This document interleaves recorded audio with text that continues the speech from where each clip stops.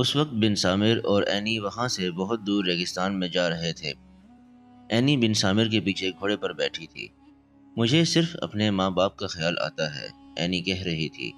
رومی فوجی انہیں مار ڈالیں گے۔ کچھ تو قربانی دینی پڑتی ہے اینی، بن سامر نے کہا۔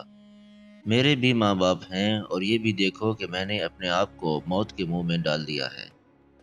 میں جب پکڑا جاؤں گا تو مجھے جلاد کے حوالے کر دیا جائے گا۔ ایک تو میں نے فوجی قانون کی خلاف ورزی کی ہے اور فوج کے 2 سپاہیوں کو مار آیا ہوں۔ وہ جو 2 سپاہی میرے گھوڑے کے آگے آ گئے تھے وہ زندہ نہیں رہے ہوں گے۔ اب پیچھے نہ دیکھو، آگے کا خیال کرو۔ میں تمہیں قبطی عیسائیوں کے بڑے پادری بنیامین کے پاس لے جا رہا ہوں، وہ کوئی راستہ دکھا دے گا۔ بن سامر کو بنیامین کے ٹھکانے کا علم تھا۔ بن سامر کو یہ ٹھکانہ اس طرح معلوم تھا کہ وہ بنیامین کی ہی ایک خفیہ تنظیم کا آدمی تھا۔ بنیامین نے ایک خفیہ تنظیم بنا لی تھی جس میں عیسائیت کے عالم بھی تھے اور بن سامر جیسے دلیر اور نڈر فوجی بھی تھے جو اپنی جان پر کھیل جانے کو ایک کھیل ہی سمجھتے تھے۔ بن سامر اسی تنظیم کا جانباز تھا، اسے بنیامین کے ہاں ہی پناہ مل سکتی تھی۔ بن سامر اور اینی کو ایک رات اور راستے میں گزارنی پڑی اور اگلے روز وہ بنیامین کے پاس پہنچ گئے۔ کیا کر آئے بن سامر؟ بنیامین نے پوچھا۔ یہ لڑکی کون ہے؟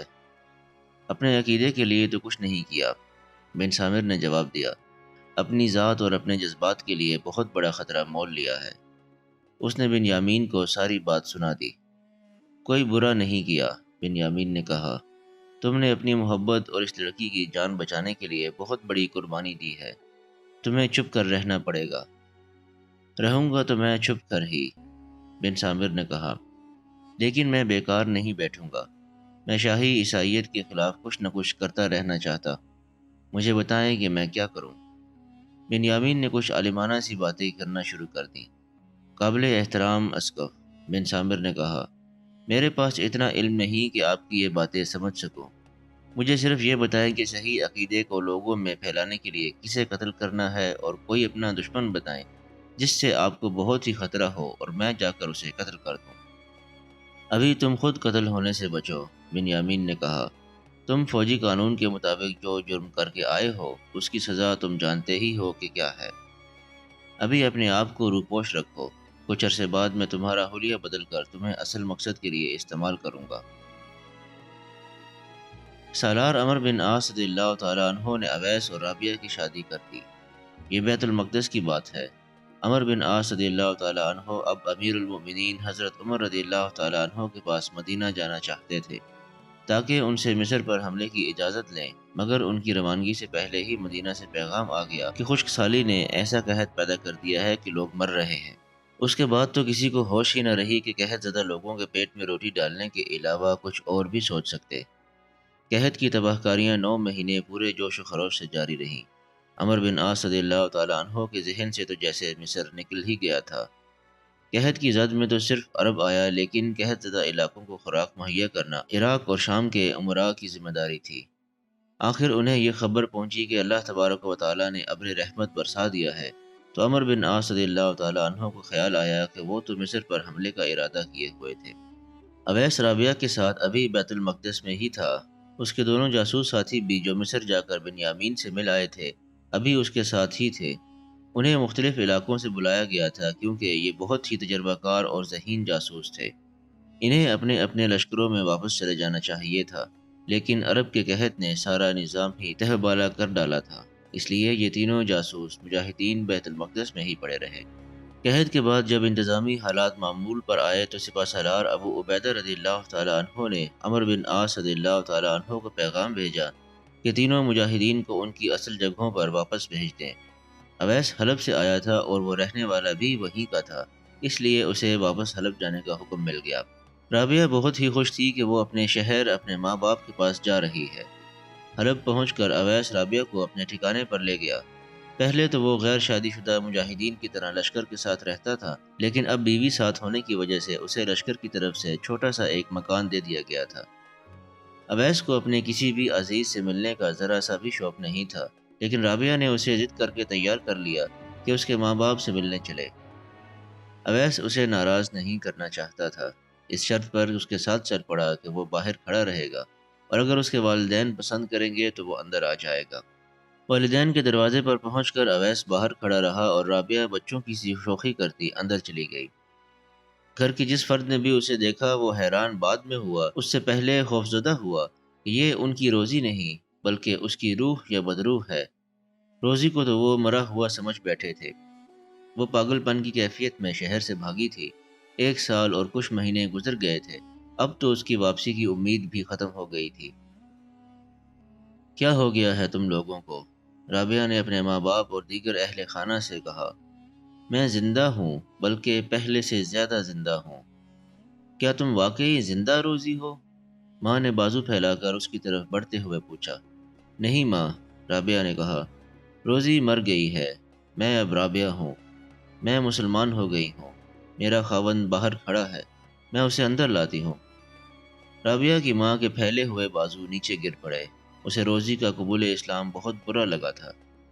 روزی نوعمر لڑکی تھی، اسے ابھی اتنا تجربہ حاصل نہیں ہوا تھا کہ چہرے سے کسی کا رد عمل محسوس کر سکتی۔ ویسے بھی وہ جذبات کے غلبے میں آئی ہوئی تھی اور بہت خوش تھی۔ ماں اور دیگر اہل خانہ کا رد عمل سمجھے بغیر وہ باہر کو دوڑی اور اویس کو بازو سے پکڑ کر اندر لے گئی۔ اویس اس خیال سے اس کے ساتھ چلا گیا کہ اس کے والدین نے اسے اندر لانے کی اجازت دے دی ہوگی۔ اویس اندر گیا تو اسے رابعہ کا باپ سامنے کھڑا نظر آیا۔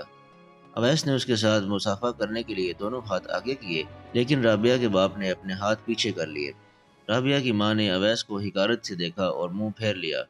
رابعہ کا ایک بڑا بھائی اور اس کی بیوی بھی گھر میں تھے۔ ان دونوں نے بھی اویس کے ساتھ ایسی ہی حقارت آمیز بے رخی کا مظاہرہ کیا۔ دیکھ لیا رابعہ، اویس نے کہا، کیا وہی نہیں ہوا جو میں کہتا تھا؟ انہیں بتاؤ کہ میں تمہیں کہاں ملا تھا اور کس طرح تمہیں موت کے منہ سے نکالا تھا۔ ان لوگوں میں اتنا بھی اخلاق نہیں کہ اپنے داماد کے ساتھ وہ سلوک کریں جو دامادوں کا حق ہوتا ہے۔ ہم نے تمہیں اپنا داماد نہیں بنایا، رابعہ کے باپ نے کہا۔ تم خود گمراہ ہوئے تھے اور تم نے ہماری بیٹی کو بھی گمراہ کر دیا ہے۔ ہم اس گھر میں تمہیں اچھے سلوک کا حق نہیں دے سکتے۔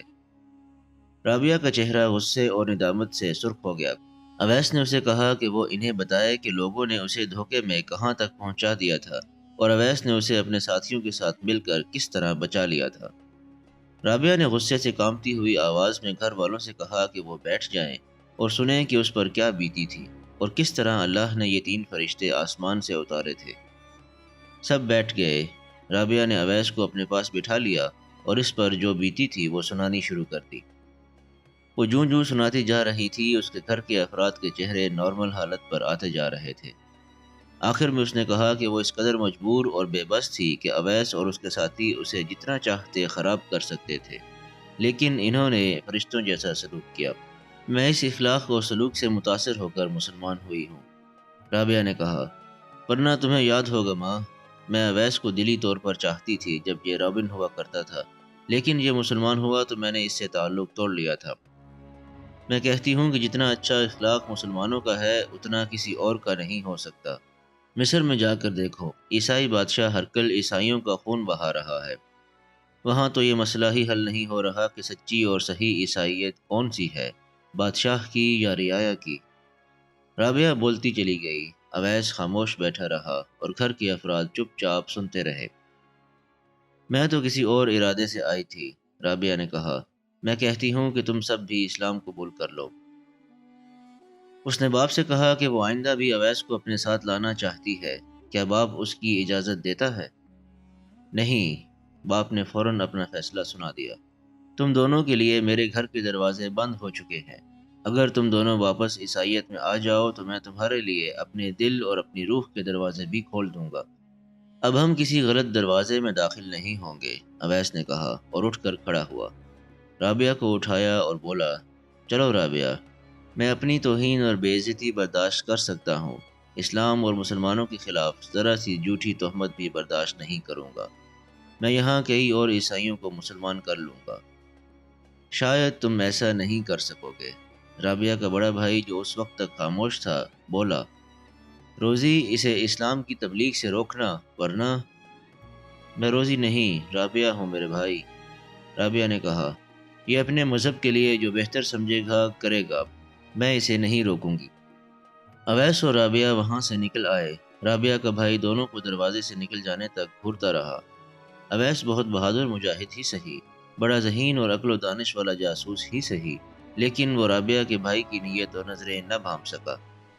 اس بھائی نے اویس کو بڑے تحمل سے کہا تھا کہ شاید تم ایسا نہیں کر سکو گے، لیکن اس تحمل میں ایک طوفان چھپا ہوا تھا جسے اویس دیکھ نہ سکا، محسوس بھی نہ کر سکا تھا۔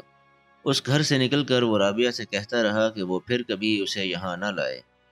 نہیں لاؤں گی اویس، رابعہ نے کہا۔ توقع نہیں تھی کہ میرے ماں باپ مجھے اس طرح دھتکار دیں گے۔ ایک خیال رکھنا اویس، میرا باپ مذہب کا پرستار ہے، لیکن میرا یہ بھائی ٹھیک آدمی نہیں۔ یہ میرا کیا بگاڑ لے گا؟ اویس نے کہا۔ اس کے ساتھ میرا کوئی تعلق ہی نہیں، نہ اس کے ساتھ کوئی تعلق رکھنا ہے۔ رابعہ کا یہ بھائی مسلمانوں کا جانی دشمن تھا۔ رومی فوج میں عارضی طور پر شامل ہو کر ایک دو مرتبہ مسلمانوں کے خلاف لڑا بھی تھا، لیکن یہ محسوس کر کے کہ مسلمانوں کو میدان جنگ میں شکست نہیں دی جا سکتی، وہ فوج سے نکل آیا اور مسلمانوں کے خلاف زمین دوز تخریبی کارروائیوں کا ارادہ کر لیا۔ اس نے 3-4 اپنے جیسے دوستوں کو ساتھ ملا لیا تھا، لیکن ابھی تک وہ کوئی ایسی تخریبی کارروائی نہیں کر سکا تھا جس سے مسلمانوں کو کوئی نمایاں نقصان پہنچتا۔ اس نے تبلیغی مہم بھی شروع کی تھی جو کامیاب نہ ہو سکی۔ اویس اور رابعہ کے چلے جانے کے بعد وہ گھر سے نکلا اور اپنے 2-3 دوستوں کو اکٹھا کر لیا۔ انہیں اویس اور رابعہ کی بات سنائی اور کہا کہ اویس کہتا ہے کہ وہ اسلام کی تبلیغ کرے گا، ہم اسے کس طرح روک سکتے ہیں؟ ایک دوست نے پوچھا۔ قتل، رابعہ کے بھائی نے تو ٹوک لہجے میں کہا۔ ہم نے آج تک کوئی ایسی کارروائی نہیں کی جس سے اسلام کا راستہ روکا جا سکتا ہے، ہم صرف باتیں کرتے رہے ہیں اور عملاً کچھ بھی نہیں کیا۔ دوست اویس کے قتل پر رضامند ہو گئے اور سوچنے لگے کہ قتل کس طرح کیا جائے۔ کچھ دیر اس مسئلے پر تبادلہ خیالات ہوتا رہا اور انہوں نے ایک طریقہ سوچ لیا۔ یہ بھی طے کر لیا کہ کون آدمی اویس کو جھانسا دے کر قتل کی جگہ تک لائے گا۔ 4-5 دن گزر گئے۔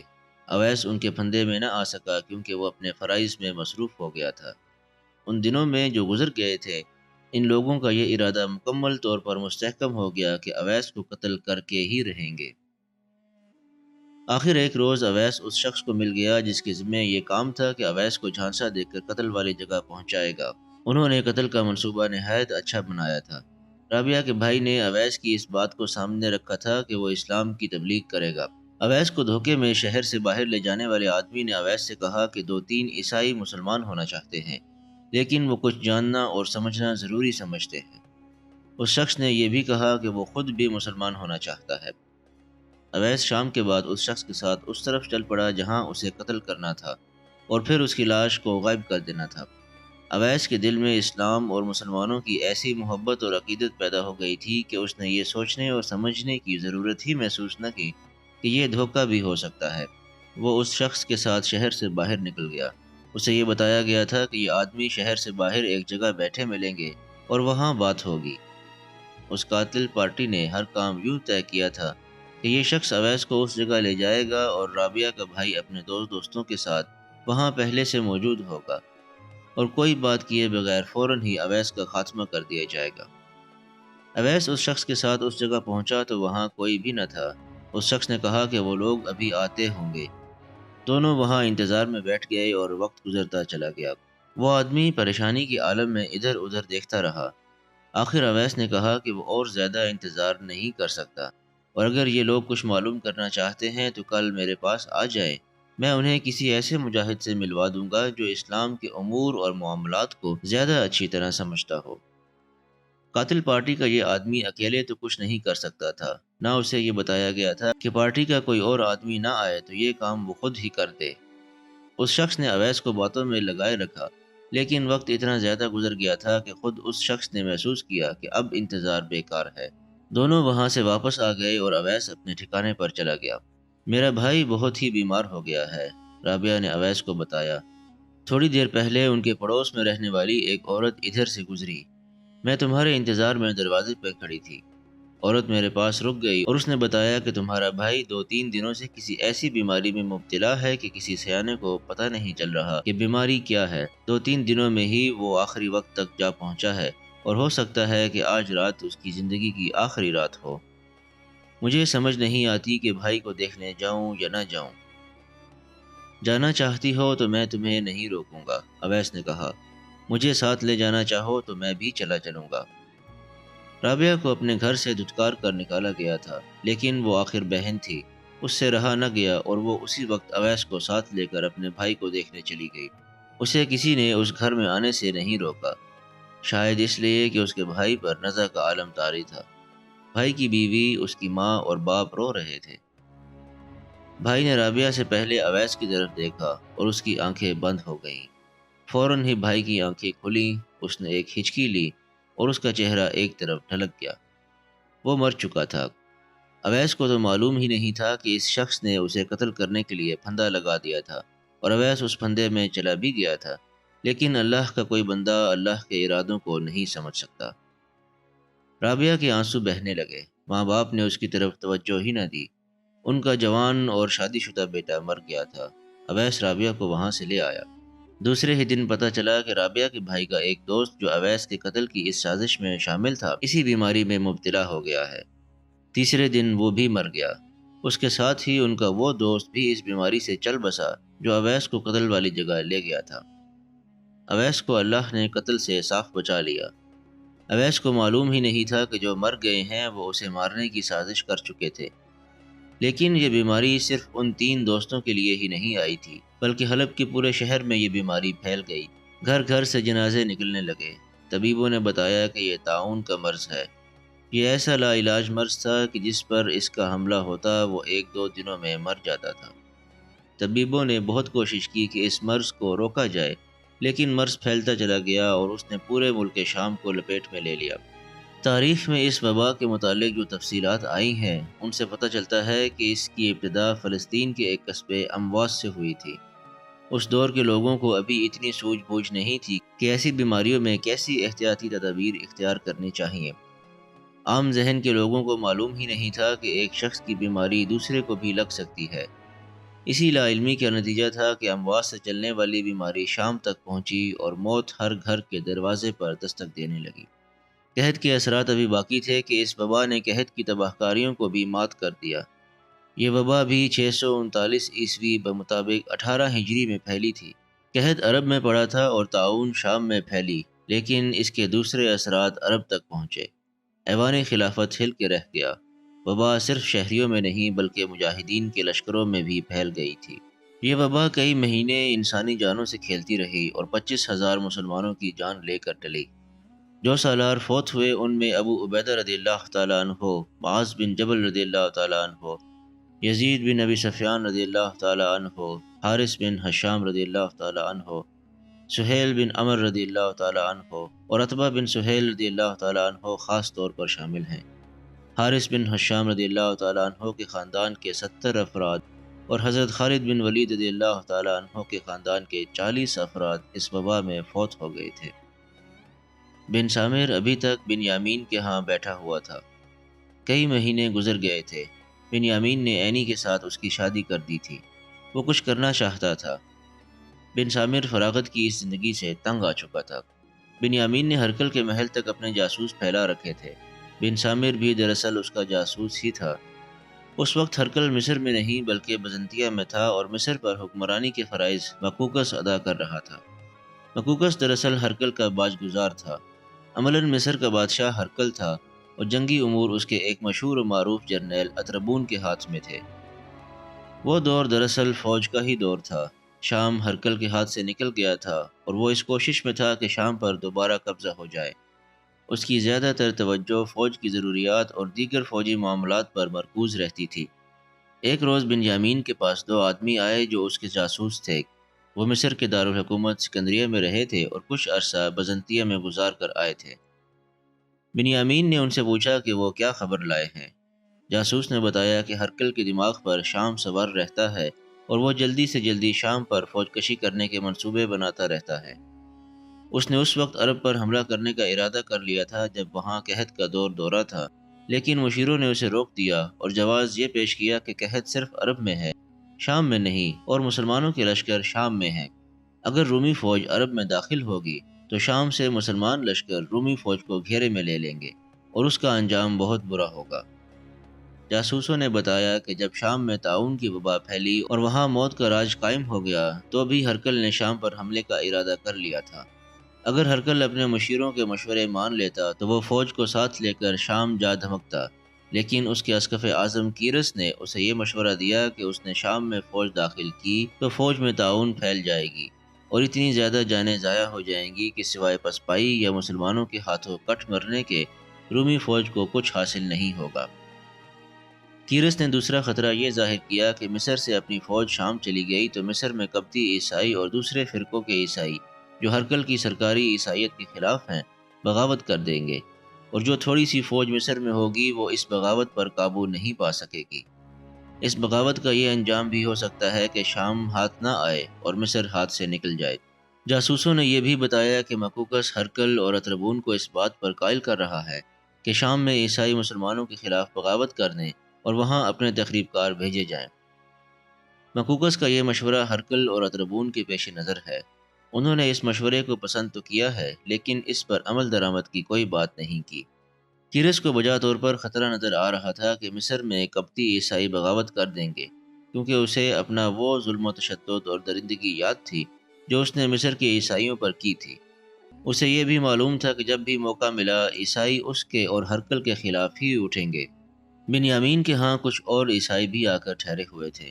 ان میں بعض بنیامین کے خفیہ گروہ کے آدمی تھے اور ایک دو بن سامر کی طرح بھگوڑے یا مفرور تھے۔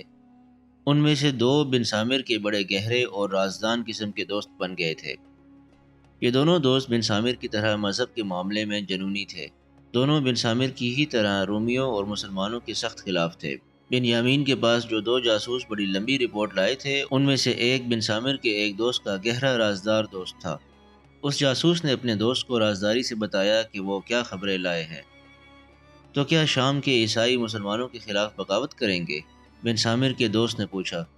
نہیں، جاسوس نے جواب دیا، بنیامین بغاوت کے حق میں نہیں۔ وہ کہتا ہے کہ اس سے پہلے شام کے عیسائی بغاوت کر کے بری طرح ناکام ہو چکے ہیں۔ ادھر ہرکل کا اسقف اعظم کیرس بھی بغاوت کے حق میں نہیں۔ کیا ہرکل شام پر حملہ نہیں کرے گا؟ بن سامر کے دوست نے پوچھا۔ نہیں، جاسوس نے جواب دیا، ہرکل شش و پنج میں پڑا ہوا ہے۔ یہ لوگ مسلمانوں کو سنبھلنے کی مہلت دے رہے ہیں۔ بن سامر کے دوست نے طنزیہ لہجے میں کہا، حملہ کرنے کا یہی وقت موزوں ہے۔ یہ موقع ہاتھ سے نکل گیا تو مسلمان پھر طاقت پکڑ لیں گے اور مصری فوج کا وہی حال کر کے پسپا کر دیں گے جو انہوں نے پہلے کیا تھا۔ بن سامر اور اس کے یہ دونوں دوست عقل سے کم اور جذبات سے مغلوب ہو کر زیادہ سوچا کرتے تھے۔ بنیامین کی رائے کچھ اور بھی ہے، جاسوس دوست نے کہا۔ وہ کہتا ہے کہ شام میں بغاوت نہیں ہونی چاہیے تاکہ مسلمان وبا کے اثرات سے نکل کر تیار ہو جائیں اور مصر پر حملہ کر کے رومی فوج کو یہاں سے بھگا دیں۔ ایسا نہیں ہوگا، بن سامر کے دوست نے جذباتی اور غسیلی آواز میں کہا۔ اس کا مطلب یہ ہوا کہ شام پر بھی مسلمانوں کی حکمرانی ہے اور مصر پر بھی ان کی حکمرانی قائم ہو جائے گی۔ نہیں، نہیں، ہم شام میں بغاوت کرائیں گے۔ تینوں نے اپنا ایک منصوبہ تیار کرنا شروع کر دیا۔ وہ کہتے تھے کہ شام میں بغاوت کرانے کے لیے یہاں سے کچھ آدمی بھیجے جائیں گے جو وہاں خفیہ طریقے سے لوگوں کو مسلمانوں کے خلاف بھڑکائیں گے۔ ان تینوں کا خیال تھا کہ یہ کام وہ بھی تو کر سکتے ہیں۔ تینوں نے ایک دوسرے کو یقین دلا دیا کہ یہ زمین دوز تخریب کاری وہ کر سکتے ہیں اور عیسائیت کی روح سے یہ ان کا فرض ہے کہ یہ کارروائی کریں۔ ان کی عقل پر مذہبی جنون اور کٹڑ پن غالب آ گیا اور انہوں نے فیصلہ کیا کہ بنیامین کو بتائے بغیر یہاں سے نکل جائیں اور شام جا پہنچے۔ اینی اب بن سامر کی بیوی تھی۔ وہ بھی ان دوستوں کی ملاقاتوں میں شریک ہوتی اور ان کی باتیں سنتی رہتی تھی۔ اینی تو جوان اور بہت ہی حسین لڑکی تھی اور اس میں خاص قسم کا پھرتیلا پن اور زندہ مزاجی تھی۔ بن سامر کے ان دونوں دوستوں کے ساتھ وہ پوری طرح بے تکلف ہو گئی تھی۔ وہ بن سامر اور اس کے ان دوستوں کی ہم خیال تھی۔ بنیامین کے ہاں گھوڑے موجود رہتے تھے۔ ایک رات ان تینوں نے 4 گھوڑے تیار کیے اور چپکے سے وہاں سے چل دیے۔ بنیامین کے ہاں کوئی پہرے دار یا سنتری پہرے پر نہیں ہوتا تھا کہ انہیں دیکھ لیتا۔ وہ دشوار گزار ریگزار تھا۔ ایک گھوڑے پر اینی سوار تھی۔ ریت پر چلتے ہوئے گھوڑوں کی آہٹ تو سنائی ہی نہیں دیتی تھی۔